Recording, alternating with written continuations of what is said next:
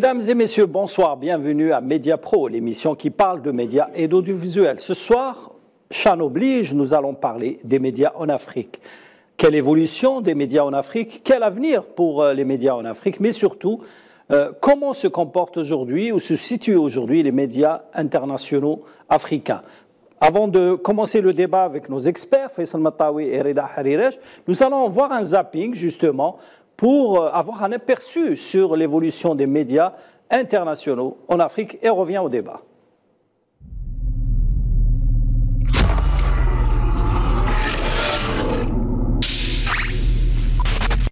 News, business, life. Africa 24. Les infos du monde pour l'Afrique. Les infos d'Afrique pour le monde. De Malabo à Nairobi, de Tunis à Cape Town, Africa 24 vous guide au cœur de l'actualité internationale et de l'actualité africaine. Avec Africa 24, disponible en Afrique, en Europe, au Moyen-Orient et en Amérique du Nord. Africa 24 est une analyse complète de l'actualité africaine et internationale à chaque heure. Africa 24 est la première chaîne mondiale d'information pour l'Afrique et par l'Afrique. Les infos du monde pour l'Afrique, les infos d'Afrique pour le monde. Africa 24.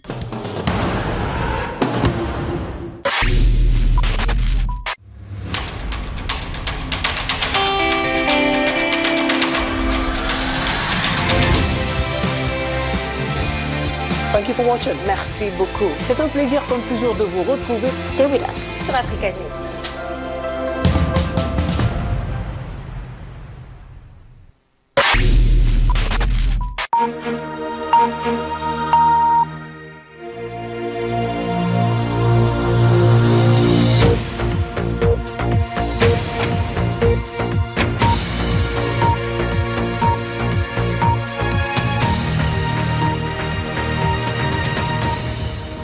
Bonsoir et merci de commencer la semaine en compagnie de la rédaction de BBC Info. Voici les titres à la une ce soir.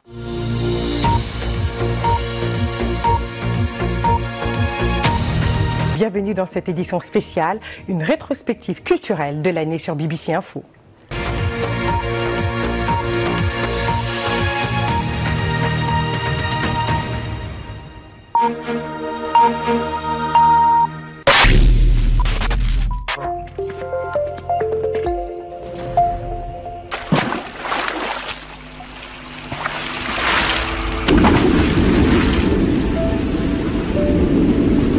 Afrique Média. Le monde, c'est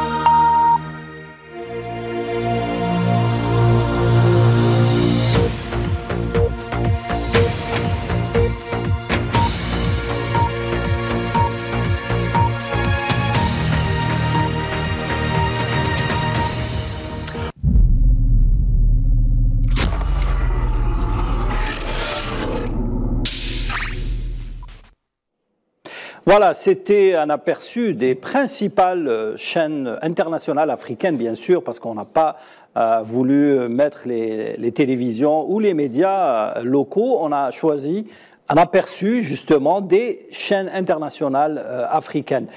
Pour commencer le débat, je souhaiterais inviter un journaliste qui est avec nous en direct de Ouaga, Monsieur Bruno Bayala. Vous êtes avec nous ? Oui, je suis avec vous. Bonsoir. Bonsoir. Bonsoir. Bonsoir, Monsieur Bayala. Alors, je rappelle, vous êtes journaliste burkinabé du site Omega Media. Exactement. Voilà. Alors, première question, quel est le bilan, justement, médiatique de l'Afrique aujourd'hui? Quelle perspective? Comment se situe un petit peu le paysage médiatique avec l'avancée des chaînes internationales, mais également l'éclosion des sites Internet? Alors, il faut dire que depuis ces dernières années, les médias africains, de façon générale, voilà, et c'est aussi de concurrencer les médias un peu internationaux, parce que ce qu'on a constaté depuis quelque temps, c'est que la primeur de l'information est donnée de plus en plus aux médias nationaux par rapport aux médias internationaux qu'on avait l'habitude de constater. Aujourd'hui, lorsqu'il y a une situation, par exemple au Burkina, sur certains aspects, aujourd'hui le gouvernement, par exemple, a décidé d'accorder donc la primeur de l'information aux médias locaux avant de donc donner l'information aussi à d'autres chaînes internationales aussi qui sont le plus souvent suivies par beaucoup de personnes à travers le monde entier. Donc les médias en Afrique aujourd'hui aussi, on peut dire, connaissent une grande éclosion aussi dans le domaine de l'information, mais aussi de la communication. Et vous n'êtes pas sans savoir aussi qu'il y a aujourd'hui un mal qui ronge un peu l'Afrique, c'est-à-dire la question du terrorisme. Donc aujourd'hui, il y a une communication qui est faite autour de ce sujet-là qui fait qu'aujourd'hui, le gouvernement tente de donner l'information de façon stratégique aux médias locaux avant donc que ces médias ne soient sur d'autres plans, donc au niveau international. Avant, les médias justement africains étaient dominés par les médias d'État, les médias gouvernementaux, les chaînes de télévision essentiellement, et bien sûr les journaux de la presse papier classique. Aujourd'hui, il y a une évolution puisqu'il y a les journaux électroniques, les sites d'information qui éclosent un peu partout en Afrique et qui ont une tendance un petit peu libre par rapport aux médias classiques. Oui, c'est le constat qu'on a aujourd'hui, parce que quand on regarde aujourd'hui, quand on prend les différents réseaux sociaux, aujourd'hui tout le monde se dit journaliste parce que il y a beaucoup de personnes qui gèrent plusieurs pages, plusieurs sites d'information. Mais aujourd'hui, on a la possibilité avec les médias audiovisuels de voir des visus et les réalités de certaines informations, parce que simplement à travers les écrits, on peut pas exactement décrire ce qu'on voit et ce qu'on a entendu. Mais avec les médias audiovisuels aujourd'hui, on constate que l'information aussi est en train de connaître une certaine, on peut dire, innovation, dans le sens où aujourd'hui, il y a les grands reportages qui sont faits, par exemple, dans des zones d'insécurité où on constate effectivement que les militaires, les soldats sont effectivement allés sur le terrain, tout. Et dans les papiers, on peut pas exactement décrire. C'est vrai que quand on écrit certains articles, on a la possibilité de décrire en détail, mais quand on regarde et quand on écoute souvent avec les bruitages et puis tout ce qui se passe, on voit qu'aujourd'hui, ça donne aussi cette manière-là, ça permet aux populations de suivre exactement ce qui se passe avec les regards, les critiques aussi qu'on peut constater, même les différentes pauses qu'on peut marquer à travers les différentes séquences aussi. Donc ça veut dire aujourd'hui, le milieu médiatique, audiovisuel aussi, joue une part très importante aussi dans le domaine de l'information et de la communication aujourd'hui. Et je pense que vous avez aussi certainement cette information, le mobile journalisme, qu'aujourd'hui tout le monde commence aussi à s'actualiser pour pouvoir aussi exploiter cet outil de l'information, pour pouvoir aussi animer certaines pages Facebook, certains sites internet et puis plusieurs autres réseaux sociaux qu'on voit aujourd'hui sur le terrain. Le public africain, justement, a plus de conscience ces dernières années. Il se détourne, justement, des médias gouvernementaux ou médias d'État pour se regarder parfois les médias comme France 24 et RFI. Aujourd'hui, même ces médias français sont un petit peu délaissés ou détournés pour suivre des médias locaux. Et surtout aujourd'hui, on remarque que vous avez beaucoup de médias digitaux, c'est-à-dire que vous avez votre propre caméra, votre propre site Internet et vous n'avez pas besoin ni du discours officiel, ni du discours occidental. Oui, exactement, c'est le constat qui est fait aujourd'hui. Par exemple, parce que ce qu'on a constaté depuis des années, c'est que les médias publics sont considérés comme les médias du régime en place. Et donc les médias maintenant internationaux, notamment France 24 et RFI, ce sont les médias parce qu'on a la possibilité en temps réel de suivre certaines informations par rapport donc aux informations qu'on avait sur les chaînes publiques. c'est-à-dire les chaînes nationales où le gouvernement, souvent pour avoir une certaine visibilité ou bien même pour que l'information puisse aller au-delà du pays dans lequel il se trouve, il est obligé de passer notamment par certains médias internationaux, notamment BBC, France 24, RFI et puis tous les médias qui sont donc au niveau international. Mais aujourd'hui, les données sont en train de changer parce qu'aujourd'hui, les gens se sont rendus compte que tout ce qui est suivi à l'extérieur n'est pas véritablement la réalité sur le plan national. Et donc aujourd'hui, il y a une certaine concurrence aussi au niveau entre les médias nationaux, c'est-à-dire les médias privés, les médias publics et puis les médias internationaux. Aujourd'hui aussi, il y a toute cette réalité, c'est qu'aujourd'hui, il y a une floraison des médias privés en ligne où chacun, par exemple, a une certaine information qu'il a la possibilité de publier à travers donc ces différents réseaux sociaux. On a aujourd'hui les comptes Instagram, ou YouTube, ou Twitter, où aujourd'hui les gens publient là-bas aussi. Et effectivement, ça donne aussi un autre visage médiatique aussi dans l'ensemble de tout ce qui se passe donc au niveau africain aujourd'hui. Je pense que c'est une bonne initiative. Ça permet en même temps d'avoir plusieurs regards différemment sur toutes les informations qui sont traitées, non seulement par les médias internationaux, mais aussi par d'autres médias locaux qui se font le relais quand même des médias publics aussi, même si souvent l'information à ce niveau-là est quand même guidée par les autorités, notamment par ce qui doit être dit, par ce qui ne doit pas être dit, et puis par les parties on doit enlever pour donner la partie importante, par exemple, ou bien la partie qui arrange le pouvoir au public nationaux. Merci, Monsieur Bruno Bayala. Restez avec nous. On va poursuivre le débat sur le plateau. Alors, Faisal Metaoui, aujourd'hui, quel paysage audiovisuel ou médiatique nous avons de l'Afrique? Bruno a raison. Omega est un site qui est très visité au Burkina Faso, comme le site Le Faso. Oui. Lorsqu'il y a eu des événements politiques récemment au Burkina Faso, beaucoup de médias se sont mis à suivre un peu ce qui se passait à Ouagadougou à travers les médias burkinabés qui sont très actifs. C'est le même cas aussi pour le Niger, également pour le Mali, le Tchad. En Mauritanie aussi, il y a des sites électroniques très, très développés. Et Bruno a raison dans la mesure où maintenant les Africains, ils ont compris qu'ils peuvent parler au monde. C'est un peu la vision de, par exemple, une chaîne comme Africa 24 qui a été lancée en 2009.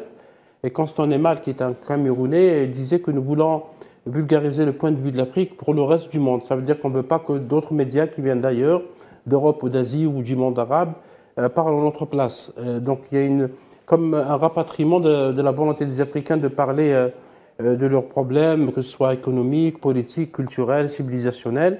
Et on a vu effectivement qu'il y a beaucoup de médias qui se développent, notamment au Kenya. Nation, par exemple, le groupe Nation Media Group, qui se porte très très bien dans cette région du monde, le Kenya, où il y a aussi un autre groupe qui s'appelle Royal Media Services, qui possèdent beaucoup de journaux et qui ont une grande audience, autant qu'une chaîne qui m'a été lancée au Cameroun, qui s'appelle Afrique Media, qui est installée à Douala et qui aussi parle de l'Afrique autrement que les médias occidentaux ou les médias d'autres pays, comme la Chine, la CGTN, qui est une chaîne d'information continue chinoise qui diffuse en français, est présente en Afrique. RCI, qui est la radio internationale de la Chine, est présente, y compris sur les bandes FM.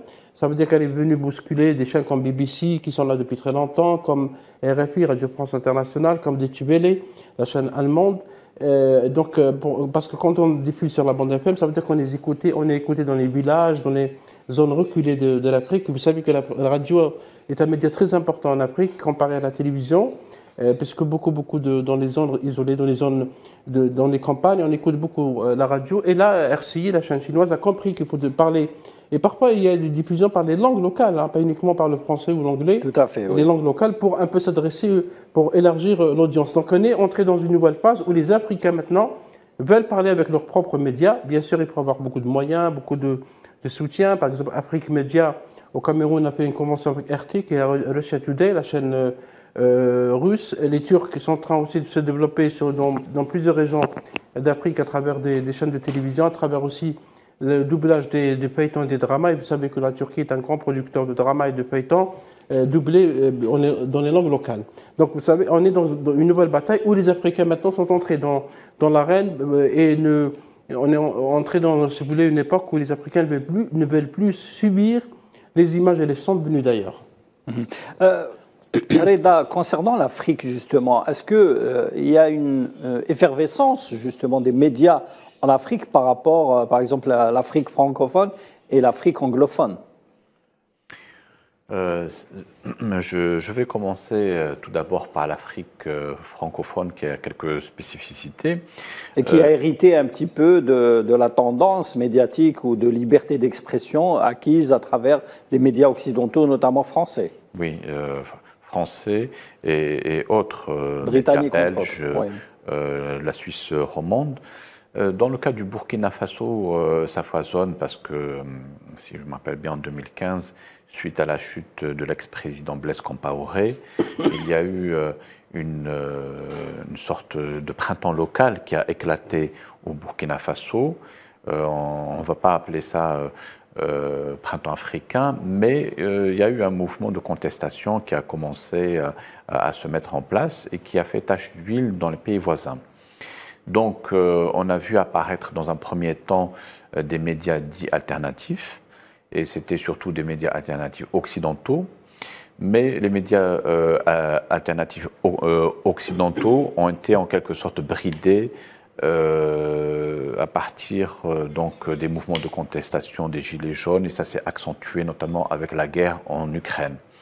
Donc, de plus en plus, ces pays-là, comme le Burkina Faso ou le Cameroun, veulent s'appuyer sur des chaînes locales pour pouvoir avoir une production qui soit en phase avec les exigences du public. Bien souvent, ces exigences-là, lorsqu'il s'agit par exemple des relations internationales, c'est des exigences qui contestent en quelque sorte la prééminence des anciens pays occidentaux et qui sont à la recherche de partenariats et d'alliances avec d'autres chaînes comme Russia Today notamment, et avec des chaînes qui peuvent être aussi des chaînes chinoises, parce qu'ils n'ont pas encore la surface financière, l'expérience et je dirais les épaules nécessaires pour pouvoir s'imposer au-delà de leur région. Mais il y a tout de même un média comme Afrique Média et qui se veut être réellement un média qui donne un aperçu sur toute l'actualité africaine, parce que lorsque je vois par exemple Afrique Média s'intéresser de très près à ce qui concerne tout ce qui concerne l'Algérie, on croirait que c'est un média national. Il y a beaucoup de professionnalisme voilà, sur cette chaîne. voilà. Il y a moins les accusations ou les anathèmes habituels. C'est une chaîne qui est installée à Douala au Cameroun. Elle est installée à Douala, mais elle a un engagement vraiment panafricain. Et quand il parle de l'Algérie ou de la Tunisie, généralement, c'est pour aller dans le sens... Afrique Média, oui, c'est pour aller... qui est très suivi. Sofiane Balaoudi participait à leur débat parfois. Oui, ils ont une présence, ils ont une audience, et c'est une audience qui bat en croissance, parce que j'ai visité un peu aujourd'hui leur site, j'imagine que Reda l'a fait aussi, leur chaîne YouTube, etc., suivi quelques débats. Et effectivement, on a si vous voulez, une vision panafricaniste. Parce qu'il y a cette volonté de panafricanisme, même si certains pensent que c'est du romantisme, mais il y a aussi beaucoup de... ces dernières années, il y a beaucoup d'associations, beaucoup d'ONG, beaucoup de jeunes artistes, y compris dans les universités africaines, qui commencent à développer ce discours. Les Africains ont suffisamment de moyens, suffisamment d'intelligence. C'est vrai que parfois, les moyens financiers manquent, et c'est pour ça qu'il faut aller vers des collaborations. C'est un terrain où l'Algérie peut jouer un grand rôle également en Afrique, notamment. Reda a parlé de collaboration, de conventions, de formation aussi, de cycle de formation, d'académie, pourquoi pas. La RCI, qui est la Radio Internationale de Chine, s'est installée carrément à Dakar. Elle a ouvert un bureau à Dakar, là où il y a la BBC déjà, BBC Afrique, où il y a anciennement aussi, depuis longtemps, RFI, les autres médias. Ça veut dire qu'il y a des capitales où maintenant, les médias peuvent s'installer pour avoir un épanouissement réellement, si vous voulez, régional. Vous avez Nairobi au Kenya, vous avez Addis Abeba pour des raisons politiques et diplomatiques, puisque c'est le siège de l'Union africaine, des capitales comme Dakar, comme Abidjan, comme Bamako et comme Johannesburg ou Pretoria, où les médias peuvent rayonner, peuvent avoir aussi une présence et aussi développer un discours africain, parce que les Africains, par rapport par exemple à la guerre en Ukraine, ils n'ont pas la même vision que les Européens. Et on a vu ce qui s'est passé au Conseil de sécurité lorsqu'il fallait condamner la guerre en Ukraine, condamner la Russie, et les Africains se sont abstenus, certains ont voté contre. Et donc ça veut dire qu'il y a sur le plan géostratégique, peut-être Reda peut le confirmer, cette nouvelle vision géostratégique par rapport aux richesses africaines, parce qu'une chaîne comme Afrique Média dit « Le monde, c'est nous ».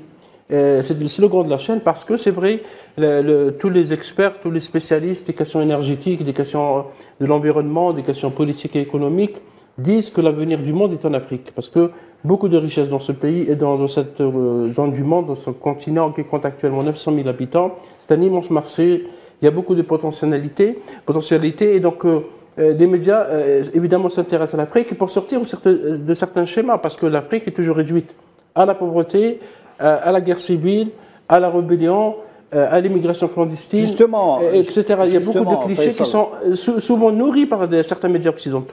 Justement, je voudrais revenir un petit peu aux médias français. Est-ce que vous pensez, par exemple, que France 24 jouait parfois le rôle d'Al Jazeera en Afrique? Quand on se souvient des images de l'arrestation du président ivoirien qui a été filmé justement en direct par une caméra de France 24 et qui a été diffusée à travers le monde. Hein. Donc ces images parfois jettent le trouble sur le traitement de l'information en Afrique. Pourquoi les Africains doivent toujours voir les médias français pour s'informer sur leur pays?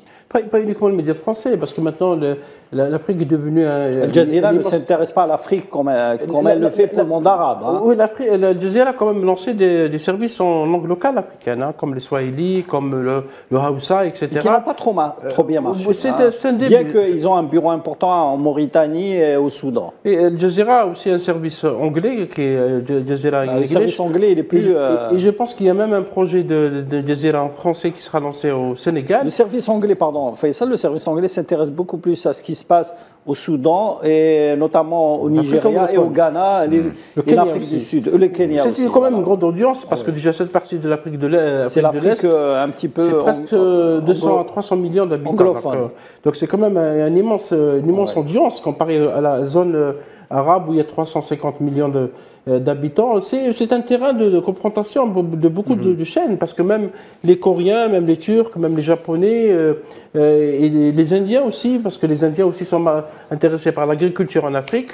C'est un grand terrain et c'est pour ça que ce que disait Bruno tout à l'heure, il a tout à fait raison, c'est que maintenant la balle est dans le camp des Africains. C'est aux Africains d'améliorer les performances des médias, les performances techniques. Il y a suffisamment d'intelligence et de technologie, parce qu'il y a des jeunes qui font de belles choses, notamment dans le cinéma. Vous le savez, Salim, nous sommes rendus à on va parler du FESPACO à la fin. FESPACO, puisqu'on est parlé au FESPACO, on a rencontré des techniciens, des jeunes techniciens, des réalisateurs, des monteurs, des producteurs qui viennent de partout du continent. Donc l'avenir est en Afrique. Et c'est pour ça que maintenant, la logistique doit suivre.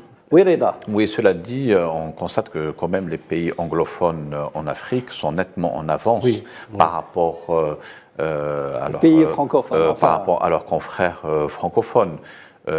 Si on prend le cas du Nigeria, il dispose d'une industrie cinématographique en plus de ça, Nollywood, qui produit près de 2500 films par an. C'est un des tout premiers producteurs de films dans le monde. Donc culturellement, le poids de ces pays anglo-saxons, anglophones plutôt, est très prégnant en Afrique. Et en plus de ça, il y a aussi une dimension économique. Il faut savoir que l'Afrique du Sud, c'est un pays qui est membre des BRICS. Et les BRICS, ce sont ces pays émergents qui s'intéressent de plus en plus à l'Afrique et avec qui beaucoup de pays africains voudraient passer, disons, des accords d'alliance et de coopération et trouver en eux, disons, des partenaires en substitution à d'autres pays qui sont considérés comme beaucoup plus intrusifs, voire même impérialistes. Et un pays comme l'Algérie, par exemple, compte énormément sur l'Afrique du Sud pour sa candidature, puisque l'Algérie a l'intention de rejoindre les BRICS d'ici la fin de cette année. Et il est tout à fait évident que, en recevant par exemple le petit-fils de Nelson Mandela ici à Alger pour l'ouverture du Chan, c'est aussi un clin d'œil à cette candidature Et cette candidature sera appuyée quand même par un pays anglophone qui a fait ses preuves aussi bien diplomatiquement qu'économiquement. Et c'est pour ça que tout dépend véritablement de thématiques. Parce que lorsqu'il s'agit maintenant des pays d'Afrique francophone, on en parle davantage lorsqu'il y a plutôt des conflits frontaliers ou des conflits géopolitiques, parce que la situation sécuritaire dans le Sahel et qui se trouve dans la zone francophone est périlleuse depuis ces dernières années. Donc, les Africains eux-mêmes veulent avoir des médias alternatifs parce que, si on prend l'exemple de l'opération Barkhane, ça se déroule en Afrique et on a des comptes rendus qui viennent de France, mais d'autres pays comme le Cameroun ou le Burkina, ils voudraient avoir un autre son de cloche. Voilà. Merci Reda. Bruno Bayala, vous êtes toujours avec nous? Oui, je suis toujours avec vous. Alors Bruno, il y a France 24, il y a RFI, mais il y a également des groupes médiatiques très puissants, privés, français, qui ont énormément investi en Afrique. C'est par exemple le groupe Bolloré de Canal+, et aussi le groupe de Lagardère qui avait Sport 5. Ils ont investi dans le cinéma et le sport, et essentiellement le football. Aujourd'hui, quel impact ont ces deux groupes importants dans la région, notamment la région subsaharienne, Mali, Burkina Faso, Niger? Alors, il faut dire que l'impact, naturellement, est très plausible, parce que quand on regarde d'abord la manière dont l'information est traitée par ces médias, la manière est différente par rapport donc à la manière dont les médias, les informations sont traitées sur le plan local. Alors, avant de poursuivre mon intervention sur la question, l'autre information aussi, c'est que lorsque vous avez posé la question de savoir comment se fait-il que des Africains partent sur des médias, par exemple français, pour s'informer sur la situation de leur pays.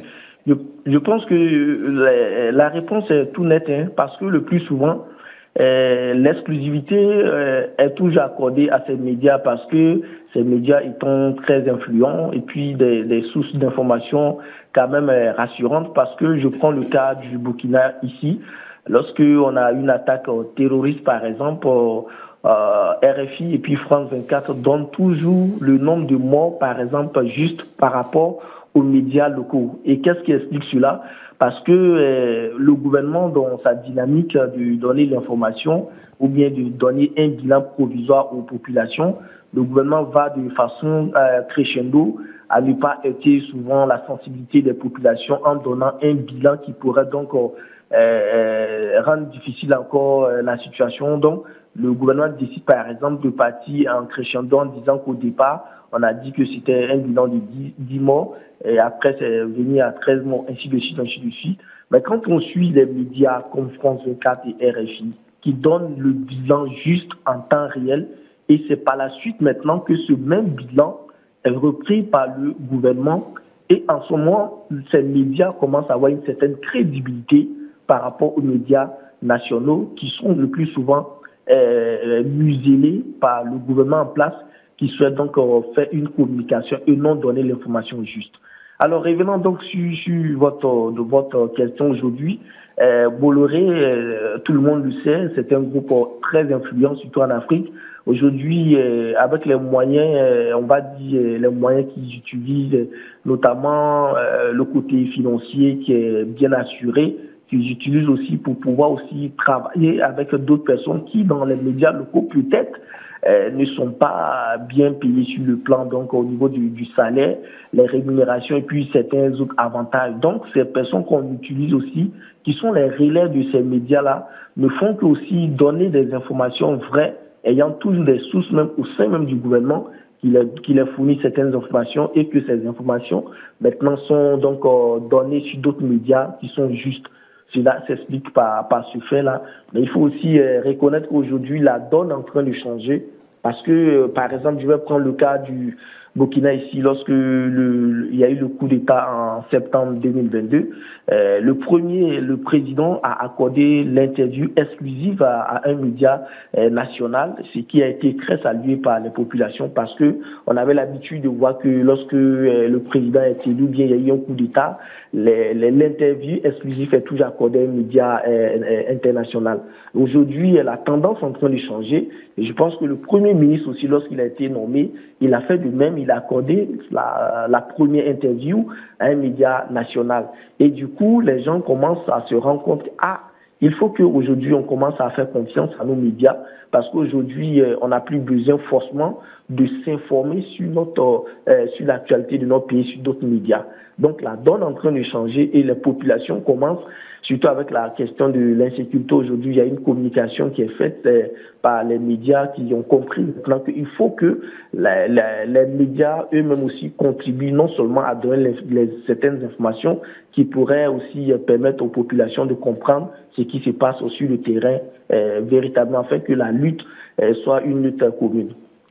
Pourquoi justement, par exemple, dans la région subsaharienne, les hommes d'affaires burkinabés, maliens ou éventuellement nigérians et même tchadiens, etc., n'investissent pas dans les médias? C'est-à-dire qu'aujourd'hui, aucun milliardaire africain n'investit dans les médias, comme c'est le cas par exemple en Europe, dans le monde arabe ou bien dans le Maghreb.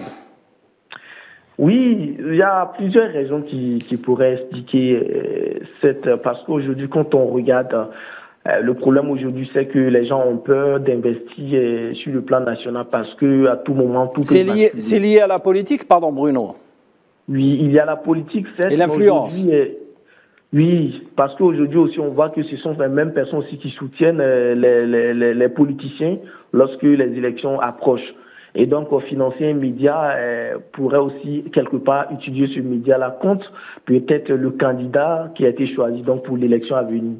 Donc, le plus souvent, les gens ils ont quand même peur, ils ne veulent pas forcément investir sur un média. Et puis, lorsque la situation parce qu'en politique, tout peut basculer à tout moment. Donc, il y a quand même cette réticence souvent des hommes d'affaires à ne pas toujours investir, même si ils investissent, mais c'est pas de façon pas 100%, mais ils le font avec un peu de réserve quand même. Quand on regarde les différents coups d'État qu'on connaît aujourd'hui sous nos cieux, ça donne quand même aussi la possibilité à ces personnes-là de faire tout cela avec un peu de réserve.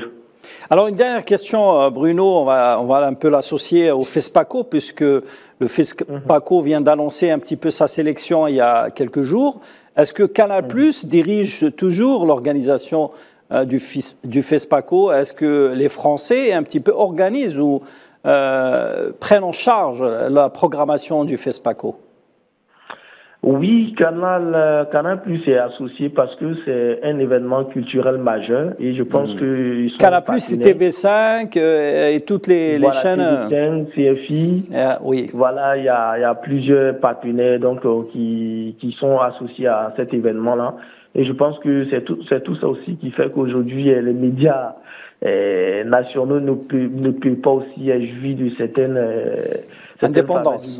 Parce que voilà, c'était déjà un acquis depuis plusieurs années, ces partenaires sont là. Et puis aussi au regard de la situation du pays, ne pas avoir ces gens de partenaires aussi, c'est affirmer au fort qu'on peut s'assumer nous-mêmes. Et c'est pas évident aussi pour un pays comme le Burkina Faso qui déjà commence à faire face à une crise non seulement alimentaire qui découle directement de la crise sécurité et puis aussi de la Covid-19 qu'on connaît depuis quelque temps. Le Burkina fait face, il faut le dire aujourd'hui, à 3 crises différentes. Il y a la crise de la Covid-19, l'insécurité qui était, et puis maintenant il y a la crise alimentaire qui s'annonce où aujourd'hui ça commence à être difficile pour des populations qui sont dans certaines zones qui n'arrivent même pas à manger, qui se nourrissent des herbes. Ça aussi, c'est une autre réalité. Donc aujourd'hui, ne pas collaborer avec certains partenaires revient à griffe à signer la mort de certaines populations qui bénéficiaient de leur aide. Merci Bruno Bayala. Je rappelle que vous êtes journaliste burkinabé du site Omega Media dont la devise est l'info en temps réel. Merci beaucoup. Exactement. Merci beaucoup. Alors messieurs, avant de terminer cette émission, quelle chaîne d'infos pour l'Afrique? On avait parlé de Afrique 24, mais il y a aussi Africa News. Aujourd'hui, il y a l'arrivée des Chinois, l'arrivée aussi des Russes. Quel avenir pour qui concurrencent un petit peu les médias classiques comme RFI et France 24? À un moment donné, il y avait l'agence PANA, si vous vous rappelez. Oui, l'agence PANA qui a été complètement effacée. Oui, parce qu'elle est un peu dépassée. Peut-être ce modèle pourrait être... Elle avait concurrencé l'AFP à l'époque. L'AFP, peut-être il faut travailler sur ce modèle. Je ne sais pas, c'est des rapports entre les États. Ça veut dire qu'on peut imaginer une grande chaîne d'information continue africaine qui a des bureaux au Maghreb, au Moyen-Orient, en Égypte, en Afrique du Sud, un peu partout, avec plusieurs moyens mis ensemble. Mais là, il faut bien sûr discuter de la ligne éditoriale, parce qu'il s'agit d'avoir une éditoriale. Si on est dans le panafricanisme, dans une idée partagée par tous les Africains, parce que ce que disait Bruno est important par rapport à la question de la concurrence. Faire confiance aux médias locaux, c'est aussi important. On a vu qu'au Mali, où on a évoqué quelques jours la souveraineté retrouvée, on a vu que des chaînes comme le RTM, qui est la chaîne publique, donnent maintenant des informations qui sont reprises par les médias occidentaux. Donc il y a un certain retour de certaines... Je ne sais pas si c'est une prise de conscience ou c'est un changement de paradigme ou c'est une évolution, mais on a l'impression qu'il y a une vague qui est en train de traverser une partie de l'Afrique pour sortir d'un certain héritage colonial, pour sortir d'un certain héritage historique et pour voir le monde autrement, que les Africains abordent le monde avec leurs propres histoires, avec leurs propres images. On a vu qu'un film nigérian est en train de caracoler au box-office américain. C'est un film qui est produit au Nigeria. Donc, on peut aller de l'avant, mais là, il faut avoir une vision. Je ne sais pas si c'est possible d'avoir une vision à travers l'Union africaine, à travers les institutions qui existent, mais ce serait bien aussi que les Africains qui sont en train de discuter de l'énergie, de l'économie, du climat, de la crise alimentaire. Bruno parlait de la crise alimentaire parce que le Burkina Faso est un pays qui est toujours considéré comme les pays les moins avancés dans le monde. On peut aller vers ces questions importantes pour l'avenir de l'Afrique. Et je pense que c'est possible, il y a de l'espoir. Reda Harirash, l'arrivée justement ou l'offensive des Russes et des Chinois en Afrique va-t-elle un petit peu changer l'équilibre des forces dans les médias, si on peut parler ainsi des médias africains? Pour le moment, ça l'est uniquement au niveau du discours, parce que ces médias, quelle que soit leur volonté et leur pouvoir, les moyens dont ils disposent sont encore limités. Et ce sont essentiellement des chaînes étatiques, et même quand c'est des groupes privés, ils sont pour le moment en phase de lancement. Et il n'y a pas encore d'alliance régionale au niveau des médias en Afrique. Chacun essaye de tâtonner de son côté. Ils avancent plutôt séparément, parce que comme tout produit qui est dans sa phase de lancement, il a besoin de mûrir à un moment donné. Pour le moment, leur objectif, c'est de donner une information qui soit complète, crédible et acceptée par les opinions publiques locales. Et par la suite, ils vont probablement opter quand même il leur faut un modèle économique pour pouvoir se développer. Pour le moment, il n'y a pas de modèle économique qui puisse permettre à ces groupes audiovisuels de se développer, parce qu'il manque encore de vision, ça manque de profondeur. Mais bon, l'avenir quand même, il est prometteur, puisqu'il y a une demande locale. Et il y a des partenaires aussi étrangers qui sont tout à fait prêts à les aider. Je pense notamment à des groupes comme Russia Today, des groupes turcs aussi audiovisuels qui sont prêts à investir cette région-là, ainsi que les Chinois, et même d'autres groupes que nous ne connaissons pas et qui proviennent notamment d'Asie du Sud-Est, sans oublier bien sûr les pays arabes du Golfe. L'Algérie, Reda, dans ce sens, l'Algérie, puisque vous avez évoqué les BRICS, l'Algérie qui voudrait adhérer à ce groupe important d'économies émergentes. Les discussions auront lieu, je pense, avant la fin de l'année, pour jouer un grand rôle en Afrique. C'est le plus grand pays d'Afrique au point de vue surface. C'est un pays qui maintenant revient à l'Afrique et c'est tant mieux sur le plan diplomatique et sur le plan géostratégique. L'Algérie, qui a aussi des moyens, peut jouer un grand rôle avec l'Afrique du Sud, le Nigeria, l'Égypte et d'autres pays qui sont, le Kenya aussi, pour justement faire parler de l'Afrique avec ses médias et avec sa propre production. Je pense qu'il y a de l'espoir. Alors, Faisal, justement, puisque vous parlez de médias africains, pourquoi, par exemple, les médias africains sont en retard par rapport au monde arabe qui a lancé des chaînes qui sont allées vers l'international, au monde européen aussi qui ont lancé des chaînes qui sont parties à l'international?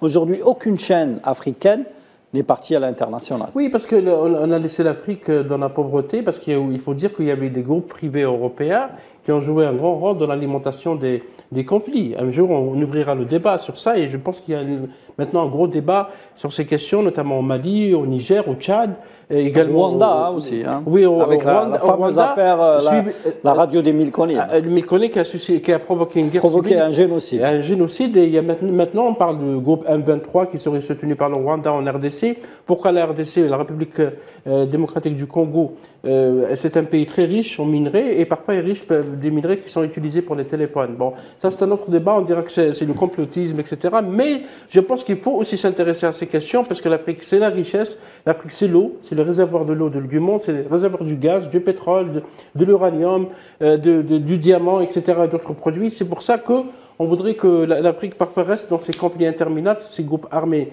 qui n'en finissent pas, qui traversent les frontières en toute aisance et qui arrivent à avoir des armes. Donc tout ça, c'est un débat j'espère que les États vont l'ouvrir calmement à travers les institutions africaines. Reda, en 10 secondes. Même oui, pas. Hein. Il y a nécessité quand même de mettre en place un système de financement, parce que si les médias africains aussi ont mis du temps pour se développer, c'est parce que la plupart des investissements qui sont faits par des acteurs extra-africains, ils récupèrent leurs capitaux très rapidement, ce qui laisse la portion congrue pour les locaux. Voilà. Voilà, merci messieurs, merci Faisal, merci Reda, et merci Bruno Bayala, journaliste burkinabé qui intervenait en direct de Ouagadougou. Cette émission consacrée aux médias en Afrique est à présent terminée. Je vous donne rendez-vous la semaine prochaine avec un nouveau sujet sur Média Pro. Restez branchés sur Al24 News.